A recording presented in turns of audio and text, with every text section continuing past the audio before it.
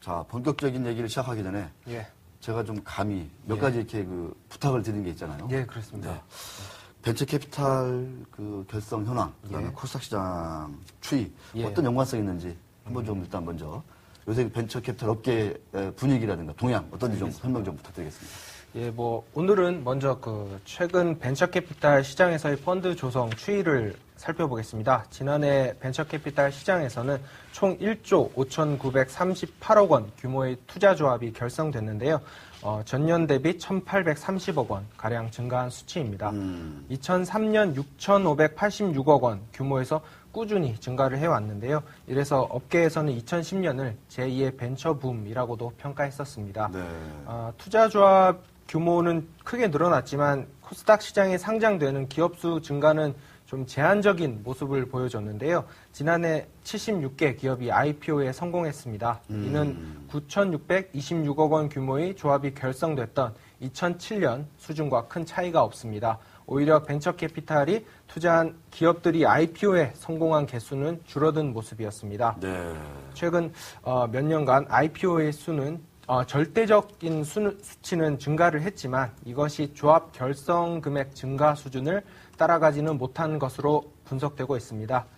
벤처캐피탈 관계자는 최근 시장에 자금이 많이 풀리면서 투자 재원은 늘어나고 있다. 그래서도 코스닥 시장에서의 IPO가 쉽지 않은 상황이라 투자 회수를 하는데 어려움을 겪고 있다라고 밝혔습니다.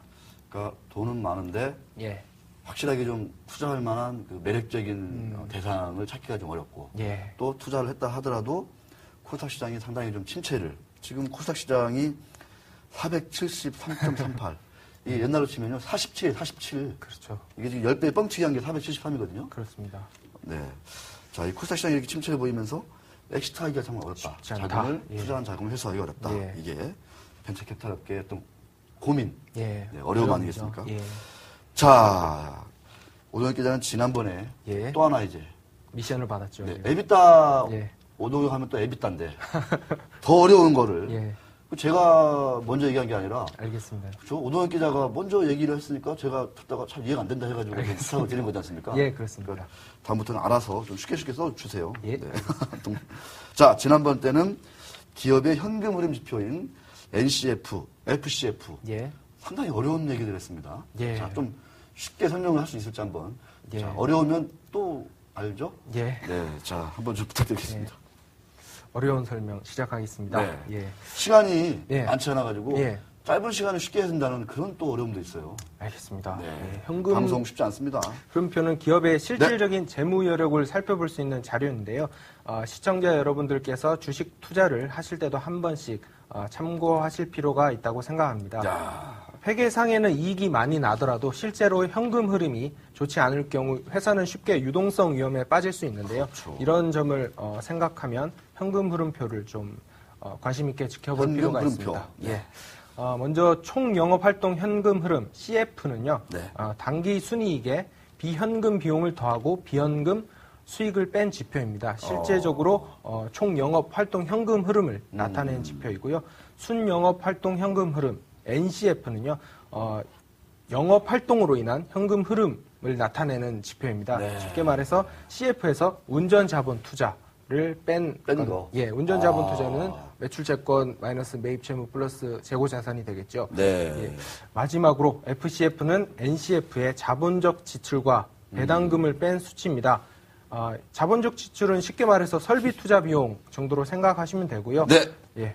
쉽게 말해서 네. NCF가 플러스라면 영업 활동을 통해 나타내는 현금 흐름이 양호하다라고 판단할 수 있습니다. FCF가 플러스라면 NCF에 설비 투자 비용을 투입하고 주주들에게 배당금을 지급한 이후에도 현금 흐름이 흑자라고 볼 수 있습니다. 코스닥 기업 중에서 이 세 개 지표에서 모두 플러스를 기록하고 있는 곳이 있다면 현금 흐름 측면에서는 양호하다고 판단할 수 있겠습니다. 그렇습니다. 예.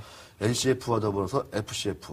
예. 다시 보기 통해서 한 10번 정도 이렇게 다시 보기 하시면 무슨 말인지 조금 이렇게 감은 오지 않을까. 결론적으로 말씀드리면 NCF하고 FCF가 있는데 예. 이게 플러스인 기업이 좋다. 그렇습니다. 마이너스인 기업들은 좀 멀리 하자. 현금 흐름 측면에서는 네. 좀 더 뜯어봐야 되지 않느냐. 그렇습니다. 자, 자, 10번 정도는 다시 보기를 해야 될 것 같습니다. 알겠습니다. 자, 현금 흐름에 대해서 공부 잘했습니다. 예. 네. 자, 오늘은 어떤 기업을 준비하셨는지 한 5분 정도 남았는데. 예. 네. 자, 간단하게 최근 매출 계약을 체결한 기업 한 곳을 설명드리겠습니다. 매출 계약을요. 예, 네. 포비스 TNC라는 코스닥 회사인데요. 포비스 TNC. 예, 옛 우리 담배 판매 오. 회사입니다. 이 회사는 담배 판매를 주 사업으로 영위해 오다가요. 포비스 네트워크와 합병을 했는데요. 즉 포비스 네트워크가 코스닥 시장에 우회 상장을 한 것입니다. 포비스 TNC는 어제 45억 원 규모의 EES 매출 계약을 체결했다고 공시를 했는데요. 어제. 예. EES 계약은 초, 중, 고등학교를 포함한 교육청 산하기관의 마이크로소프트 아시죠? 마이크로소프트의 운영 체계 및 오피스 프로그램에 대한 사용권을 예. 연관 단위로 진행하는 계약입니다. 마이크로소프트 학교에다가. 교육기관 총판입니다. 그렇군요. 그래서 사실상 독점이죠. 여기서 독점하고 있어요. 교육기관에서는 오. 포비스 TNC만이 판매를 할 수 있는 걸로 알고 있습니다. 그래요. 그렇습니까? 예. 자, 중요한 게 이제 돈을 매출이 얼마고 이제 예. 이익이 얼마 날지 이게 또 예. 좀 봐야 될 것 같습니다. 지난해 매출액 440억 원, 영업이익 50억 원, 당기순이익 45억 원을 기록했는데요. 에비타는 한 50억 원 수준에 나오고 있고요. 영업이익률이 높고 순이익도 안정적으로 발생하고 에비타 있습니다. 얘기를 안 하면은 기업이 좀 뭐가 좀 이렇게 좀 답답한가 보죠, 이렇게. 네, 알겠습니다. 예, 뭐 현금성 자산도 되게 너무 풍부합니다. 좋아요, 너무 좋아요. 예. 네, 아주 좋습니다. 뭐 이거 예상 1Q. 예, 이렇게 나왔는데요. 에비타는 아직 정확하게 산정을 안 해봤는데요. 뭐 거의 영업이익과 동일하다고 보시면 됩니다. 네. 예. 자, 근데 이 회사는 차입금 구조가 어떻습니까? 차입금. 예, 이 회사가 현금성 자산이 굉장히 풍부한데요. 현금성 자산. 예. 네. 약 120억 원 규모의 현금을 보유하고 있는 것으로 확인됐습니다. 확인됐다? 예, 확인을 해봤습니다. 예. CFO와 통화를 했는데요. 이런 유동성이 좀 풍부해서요. 지난 1월에 BW 60억 원을 만기 전에 전액 상환했습니다. 네. 현재 금융기관 대출이 제로인 상태고요. 순차입금은 마이너스를 유지하고 있습니다. 예. 학교를 포함한 교육기관들과 거래를 하기 때문에 매출 채권 회수율이 굉장히 높은 편입니다. 그렇죠. 예. 학교가 부도날 일은 없지 않습니까? 예. 네. 재무 구조는 안정적이라고 판단됩니다. 네, 그렇습니다.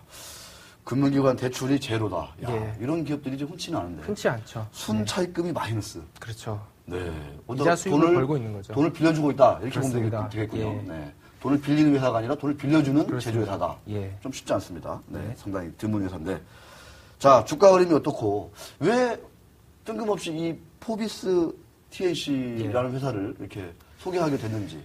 예, 최근 그 포비스 TNC의 주가를 살펴보면요. 꾸준히 하락한 것을 알 수 있는데요. 꾸준히 하락했다. 예, 네. 장중에 지난 3월 9일 장중에 2,975원까지 올랐었는데요.